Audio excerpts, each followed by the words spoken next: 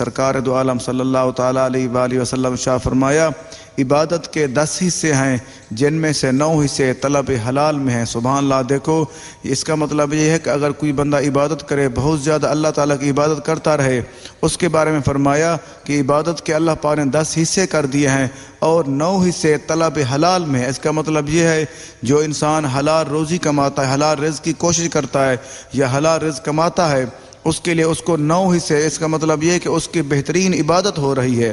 اگر ہم اپنے آپ پہ غور کریں، کچھ لوگ ہوتے ہیں بہت زیادہ عبادتیں کرتے ہیں، نوافل پڑھتے ہیں، لیکن وہ روزگار کی کوشش نہیں کرتے۔ اگر ہم صرف حلال روزگار کی کوشش کریں، اس کی عبادت کے 9 حصے ہمیں مل رہے ہوں گے، پھر اگر دوسری بھی عبادت کر لیں گے ساتھ وہ 10 پورے ہو جائیں گے۔ یہ قوت القلوب میں ہے، صفحہ نمبر 144، حدیث نمبر 54۔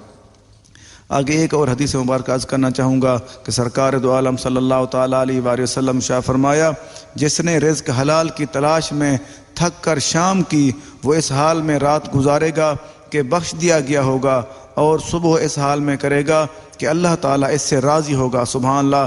دیکھو کافی دفعہ ہمیں یہ صورتحال ملتی ہے جب ہم کسی جگہ پہ روزگار کے معاملے میں جائیں تو روزگار کی کوشش کریں تو ہمیں بہت زیادہ تکلیفیں ہوتی ہیں۔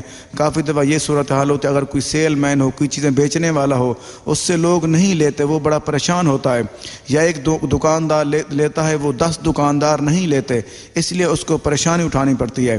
دوسرا اگر کوئی مزدور ہو، کبھی اس کو مزدوری ملتی ہے یا نہیں ملتی، اگر ملتی بھی ہے پھر بھی وہ اس کو باتیں کرتے ہیں، عجیب باتیں کرتے ہیں، اتنا اس کو تنگ کرتے ہیں، پریشان کرتے ہیں، وہ شام کو اتنا زیادہ پریشان مایوس ہو جاتا ہے، وہ کہتا ہے یار کتنا مشکل کام ہے روزگار کمانا۔ اللہ کے نبی نے ہمیں واضح فرما دیا کہ آپ نے پریشان نہیں ہونا کسی قسم کے معاملات میں۔ اگر آپ کو پریشانی، تھکاوٹ محسوس ہو، اگر شام کو آپ تھک کے آئیں گے، حلال روزگار کوشش تلاش میں تھک کر شام کی، اگر کسی انسان نے روزگار کوشش کی یا روزگار کے معاملات میں محنت کرتا رہا، وہ شام کو تھک گیا، پھر اس کو انعام کیا ملے گا؟ اللہ کے نبی نے فرما دیا اگر وہ حلال روزگار کوشش کرے گا وہ اللہ تعالیٰ اس کو بخش دے گا، اور جب وہ صبح کرے گا اللہ تعالیٰ اس سے راضی ہوگا، کیونکہ وہ تھکاوٹ کی جب انسان سوتا ہے تو بڑی آرام سے نیند آتی ہے، اس کو کوئی پتہ نہیں ہوتا کیا صورتحال ہو رہی ہے۔ اس لیے فرما دیا جو انسان تھکا ہوا آئے گا شام کو، اللہ تعالیٰ اس کو بخش دے گا، اس کے خطائیں کمی بیشیاں معاف فرما دے گا۔ اور فرمایا جب وہ صبح کرے گا، جب وہ صبح اٹھے گا تو اللہ تعالیٰ اس سے راضی ہوگا۔ راضی اس لیے ہوگا کیونکہ اس نے حلال روزگار کوشش کی، حلال رزق کمانے کی کوشش کی۔